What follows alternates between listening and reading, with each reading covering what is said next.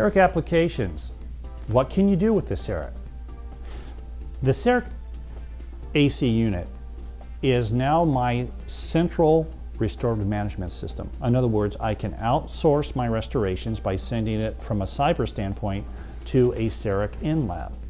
Or I can create the restorations on site. I have a tendency to enjoy, at least in the part of the career that I am right now, where I do most of my own restorations. I enjoy that. You have to work on what you do relative to your skill set and where you are in that journey of time, and also your time management. What's nice about the CEREC is that, you know, its history is for inlays and onlays. That's the bread and butter of dentistry. Now that we have EMAX, I look at more comprehensive care as well. I love CEREC for the crown. In fact, to me, the bread and butter of CEREC is the crown with EMAX, because we have the best of both worlds. We have a very robust ceramic, and it's also the easiest restoration to create on the CEREC.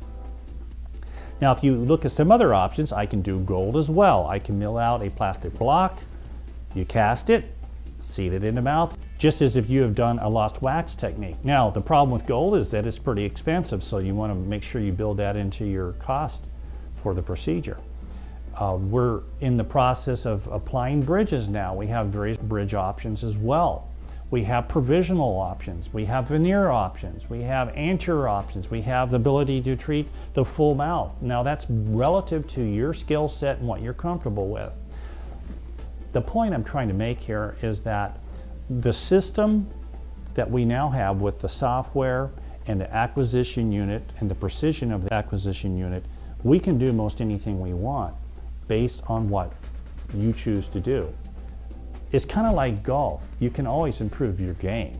And that's another reason why I like CEREC, because with that control factor, it's never been better in my career. At cadstar.org, particularly on my CEREC Liftoff, which is my online teaching and mentoring program, I share the steps that I've used to get there. Or you could take one of my hands-on classes. Believe it or not, I'm a very simple guy. And I teach in systems, I teach using simplistic concepts. As dentists, and I'm one of them, we can easily go to our left brain, and we like to get things complicated. That's not James Klim. James Klim is very simplistic, and he pays attention to the principles for longevity based on his anecdotal experience and also what literature recommends. And that's the basis of my teaching. So I'd like to invite you to become part of one of my programs, and let's become friends.